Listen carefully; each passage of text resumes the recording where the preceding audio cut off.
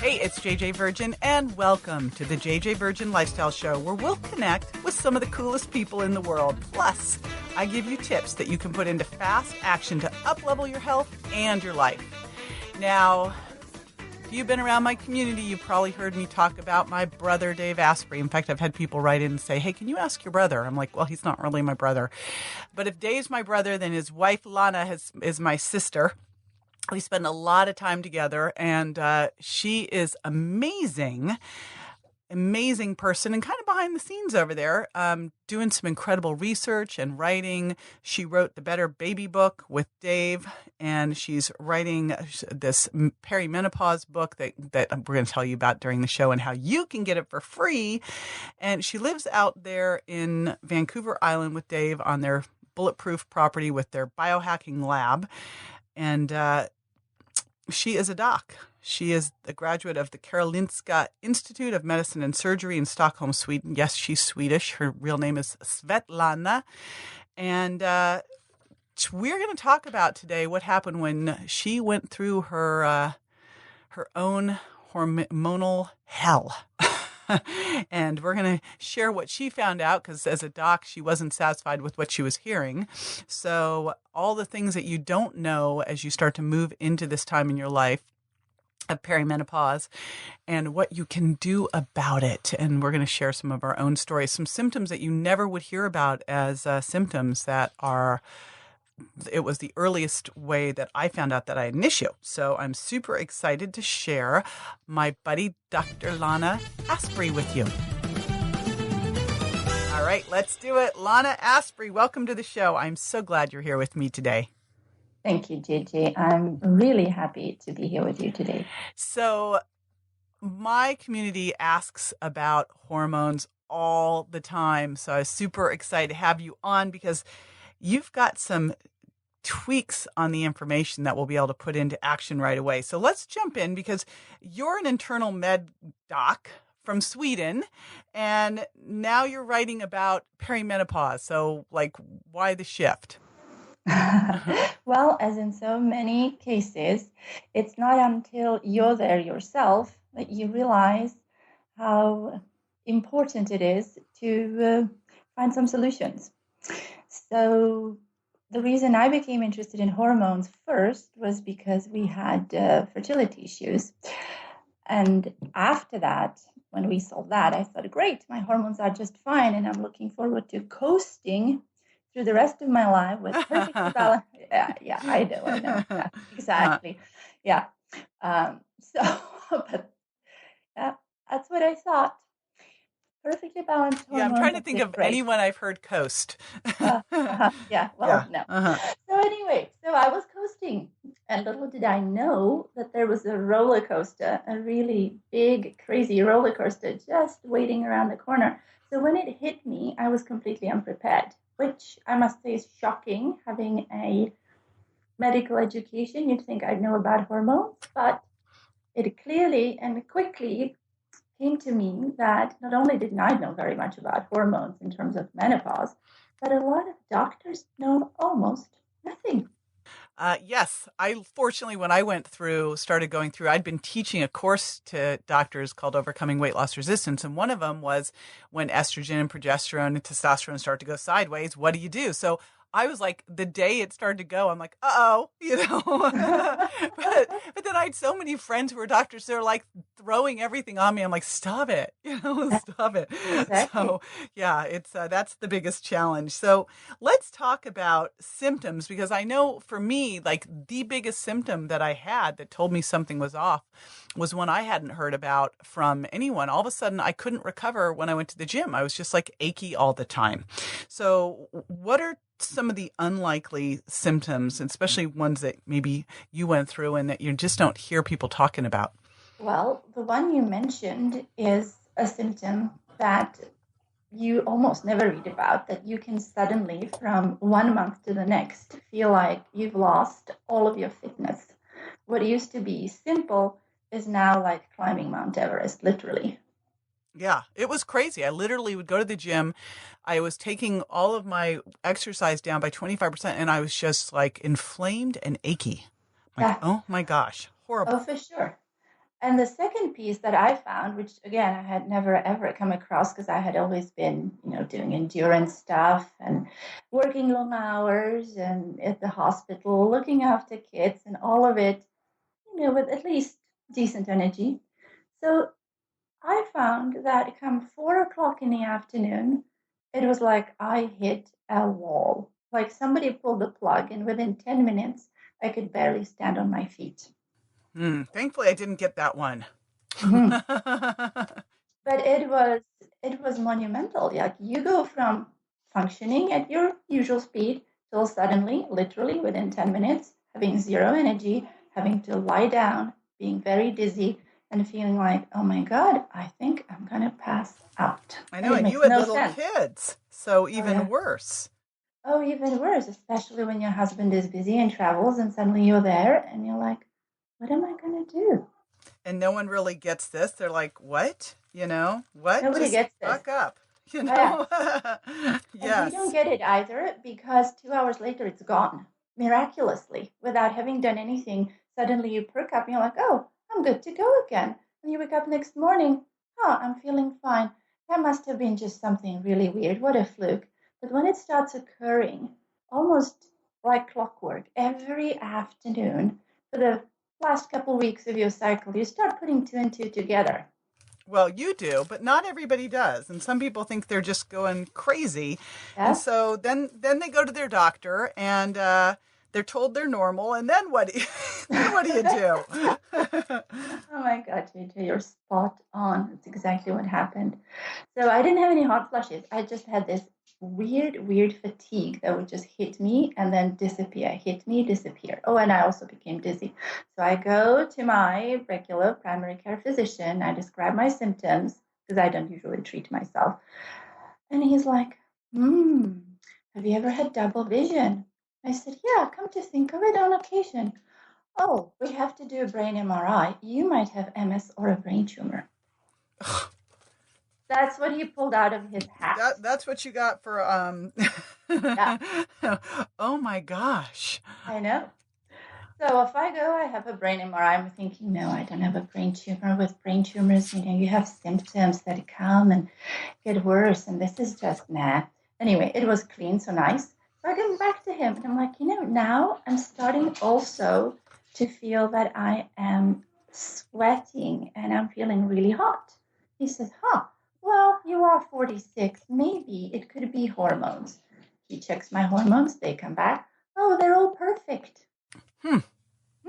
I'm like, yeah, but I'm not perfect. I'm feeling really Yeah. bad. And it's Not getting feeling perfect. worse. No, Not what feeling are we going perfect. to do? No.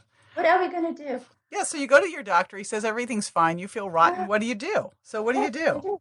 so what did I do? I was like, you know what? I don't think you are really willing to keep working with me on this. I'll go find another doctor. So I did. And I went through several people. And unfortunately, nobody really put anything together because my hormone levels looked so good. So no one was like, oh, we're going to give you a little bit of progesterone. We're going to give you a little bit of estrogen. No. Everybody's like, no, you have regular cycles. Your hormones look great. Nothing's wrong. Your diet's fabulous. Thank you, Dave Asprey, Mm-hmm. So, yeah. So I said, okay, I need to look into this myself. So you looked into it, and so what did you figure out? Because I hear this all the time. Here's the worst one. Normally you go and you end up on birth control pills and Prozac. That's the typical. So Oh, yeah. fortunately, now I know Yeah. you know Well, better than to do that. absolutely. So I was offered that too because at the end my endocrinologist got exasperated and she said, maybe you're just depressed. I'm like, no, I don't think so, honey. I am doing actually really well. The only thing bugging me is this particular thing, but I'm not depressed. I'm frustrated. So I started putting that together. I said, okay, fine. So the hormones look good. So perhaps it's not just the hormone levels. There's got to be more than that. What else is there? You start looking at other things that relate to hormones. How about your insulin? How about your glucose tolerance? What about your pituitary? And what about your hormone receptors? And so how did you look at those? So I just did a whole bunch of research. And first of all, I took lab tests, of course, and my insulin was fine. I didn't have insulin resistance, leptin levels were good, etc. So I said, all right. What I came finally to understand through researching all of this and talking to people who were doing research in these fields, though not related to perimenopause, was that there are actually 3 levels to this issue. Your hormones can look fine, but they might be fluctuating just a bit throughout the day, not necessarily even throughout the month. And this is important because remember, we don't have a way to test that's looking at your hormones all throughout the day. We're taking a moment in time and going, oh, they're fine. Absolutely. Right? And hormones fluctuate. They do. And they fluctuate, especially female hormones. I mean, in one way, I'm just awed by how complex our biochemistry is. And in another, I feel like, okay, could we have not figured out something somewhat simpler that wasn't quite so sensitive? Because the hormones do fluctuate. There is a diurnal rhythm. And for some people, that rhythm is very fine-tuned. And if anything throws it off just a bit, and you don't have the backup that you used to have when you had higher levels of everything, then you start feeling the consequences of that. And one of the things I learned was that, in fact, estrogen and progesterone fluctuate throughout the day, and progesterone starts slowing down towards the afternoon, early evening, which is why if you have sensitive receptors, they suddenly go, we don't have enough. And depending on how the rest of your nervous system is wired, it can kick off an adrenaline response. And that's what was happening for me. And then that's why you see women sleeping like crap as they start to go through this. That's another one. It's like bad sleep. Absolutely. Because what happens there is that your body, and again, not everybody's nervous system is wired like this. We're all different. Some of us have more of the parasympathetic, others have more of the sympathetic. I happen to have more of the sympathetic. So when my calming levels are even a bit off or fluctuate a little bit too wildly, the sympathetic goes into overdrive. And what happens? You end up being hungry, of course, because your body thinks that it's running away from danger. It drops your blood sugar. Not enough to qualify as hypoglycemia, but enough to stress your body out. Hence the sudden, bam, I hit a wall. I don't know what to do. I'm tired. I have to go lie down. Now I hear the kiddos in the background, and you had kids a little bit later. So yes. what part does that play? Because I know a lot of people are having kids. I mean, I'm trying to think of who I know who's had kids in their 20s anymore. It's like, we're all doing it later. We are. And well, I'm glad I had mine later. It worked well for us. But in terms of perimenopause, so there's new research that just started coming out recently, last year or two, mostly out of Sydney, Australia, showing that women who have their children in late 30s, early 40s, it can take up to 10 years for the brain chemistry to recover after the birth of the last child. All right. So what can happen is that if you had your last child at 42, which is what I had, your hormones would be recovered by age 52, except they don't get to recover fully, and neither does your brain chemistry, because the clock ticks and says, oh, time for menopause. Oh my gosh. And what could you do to make your brain recover more quickly, not waiting 10 years? Well, other than having the kiddos earlier, you mean? Yeah, we can't go back and do that. No, can't go back and do that. So that's something that I feel is really important for women who have their children later in life to start considering. You have to replenish. So you have to get yourself on a really good diet that gives you the right fats, absolutely the right fats, so you can rebuild your hormonal systems. You should have proper lab testing done, not just on your hormones, but also on any neurotransmitters you can afford and fatty acids. Because what isn't stressed still is that we women, we actually empty a lot of our reserves when we go through pregnancies, even when we eat well. And we should really be on a recovered diet postpartum for at least 6 months. Oh my God, and especially if you're breastfeeding. You're just if you're breastfeeding dumping omega-3s, Exactly. And you would know about that. Yeah. So that's one of the things. So if you've been breastfeeding, you should really, really push your vitamin levels, your omega-3s. Make sure that your fatty acid profile is in balance, because that's going to help your brain recover. All right. Now, I know we talk a lot, like we've talked on this show about hormone replacement. But besides that, besides diet, totally dialed in with diet, and besides hormone replacement, what else could you do?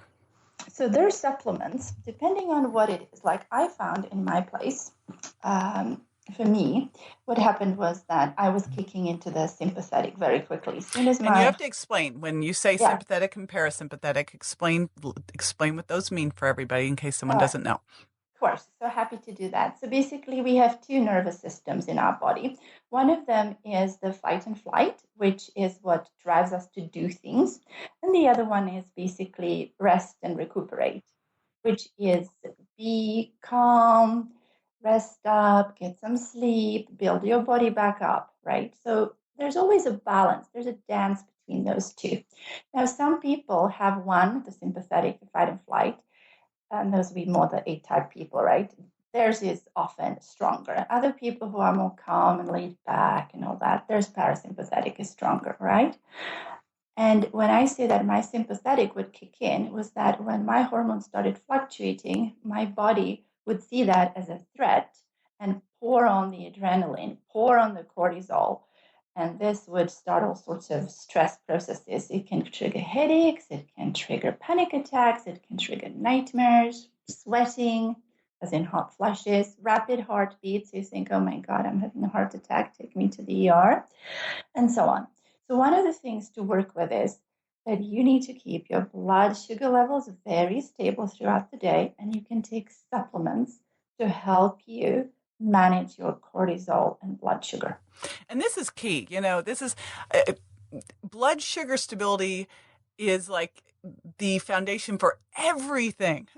You've got stable blood sugar. Life gets better. It does. So every cell in our body needs stable blood sugar. So yes, absolutely. That's a key thing. That's why it's like you look at all of this and go, wherever you are right now, you want to make sure the big things you mentioned, diet, and really like making sure you're taking care of your adrenals, you're keeping your cortisol balanced. Those are key for being able to sail through this as much as you can sail through it. Let's be real. You can get off the big roller coaster to a smaller one. To the manageable one. Okay, I'm going to throw a curveball at you. So, Lana, what's the one thing you do every day that makes the biggest difference in your life? I get up in the morning, I walk outside my front door, I stand there, I take 10 deep breaths, I look at the sky, whether it's sunny or rainy. We live on Vancouver Island, so often rainy. And I go, I'm so happy to be here. And I'm so grateful for this day. And I really do that religiously. That's what I do. And it sets me up right for the rest of the day. I love that. It's my biggest mindset hack in Miracle Mindset Academy is starting the day in gratitude. There you go. And I did, there it is. I love that. Awesome. All right. Now I know you've got something cool for everybody listening that they can get at jjvirgin.com/Lana. And that's Lana. What is it? So I decided, even though I'm not an endocrinologist, to put all these things that I found through now 4 years of my own reading up on this and researching, to put this into an ebook. I would love to offer that to women, because once I started talking about this, I cannot tell you how many women who, if you look at them, looked like they were, put together, everything going well in their lives. And when you start talking to them, they'd be like, yeah, this is killing me. It's driving me nuts. My husband thinks I'm certifiable. I said, yeah, we shouldn't go through this. And besides, this is something husbands should read as well, so they don't just stand there and go, where's the woman I married? Yeah, I love that you have in there how to talk to your husband, because you do. You have to explain what's going on, because it's I still remember sleeping with my fiance and getting like tossed across the bed, not in a good way, unfortunately, because he's like, you're a Duraflame. What the heck,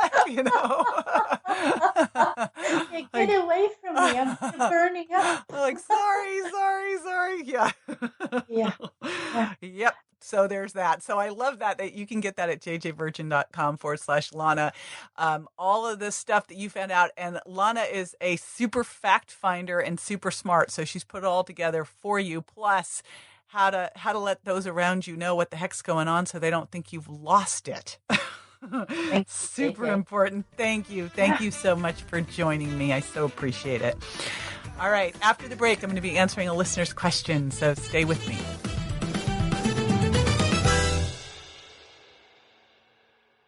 One of the number one reasons people have food intolerances is due to a leaky gut. But when taking out the offending foods and replacing them with healing foods isn't working fast enough for you, what can you do? This is where JJ Virgin's Leaky Gut Support Formula comes in. This blend of therapeutic nutrients promotes proper intestinal function, helps heal ulcers, reduces inflammation, and supports regular bowel function. If you're struggling with gas and bloating, food intolerances, or any other digestive unrest, visit jjvirgin.com/products today and give JJ's Leaky Gut Support a try. Welcome back. This is the time where I answer a listener's question. Today's question comes from Barbara in Sugarland. And she says, JJ, I know you've talked about your own hormonal journey. What are you doing to keep your hormones in balance? I know. Such a perfect question. I had to use it for this podcast when I saw it come up. So I'm going to tell you a little bit about what I went through. I shared a little bit during the podcast, but, my son, Grant, was a victim of a hit and run when I was 49 years old, right at the most challenging time for something like that to happen because, women's hormones can start going wonky, gosh, as early as 40, but, usually 45 plus. And the year before, I'd started to notice some shifts in my thyroid, some shifts in my estrogen. And so when this happened, I was already on a little bit of thyroid replacement with Dr. Alan Christensen and a little bit of an estrogen cream and a little bit of a progesterone cream and cycling. And then this whole thing hits. And one of the big things you want to think about when you're going through menopause is that you want your adrenal system to be as fired up and really working well and balanced as possible because things go all off when this starts to hit. So here's how I walk through it. Number one, you want to make sure that your thyroid's really dialed in. TSH of 0.5 to 1, somewhere in that range. Okay, I felt crappy when my thyroid TSH went over 2. That's when I noticed all my symptoms. And for me to feel really good, I stay between 0.5 and 1. You want to make sure your free T is good, free T3 is good, and that your thyroid antibodies are super low. Okay, so that's the first thing, because you cannot have balanced female hormones if your thyroid's not working well. And then you, of course, dial in your adrenals. You do that through an adrenal salivary test. So that was one that I really had to work on, obviously, when my son was in the hospital and I was under a crazy amount of stress. So I was doing everything I needed to do to take care of myself, including good sleep and taking a lot of supplements that helped with lowering cortisol and adrenaline. Then, of course, it's eating a really good, healthy diet so that your receptors stay sensitive. And omega-3s, like Dr. Lana talked about, are super important for keeping your receptors sensitive so they can hear the hormones, so they don't become blocked, so they can hear it. And then, of course, you need good healthy fats and good protein so you can carry those hormones. So you got to be able to make and carry your hormones. So that's where diet really comes into play and is super, super important. Then when all of that's dialed, I believe in using the least amount of bioidentical hormones as possible. So for me, I use something called Nature-Throid, or actually it's called West-Throid, for my thyroid replacement. I do supplements to help with my adrenals, but a lot of that is really much more lifestyle. I get really good sleep. And then I use an estrogen patch, estradiol.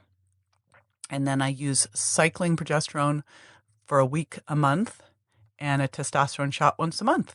And it's all done with the work of an integrative doc. I have Dr. Alan Christensen helping me with that.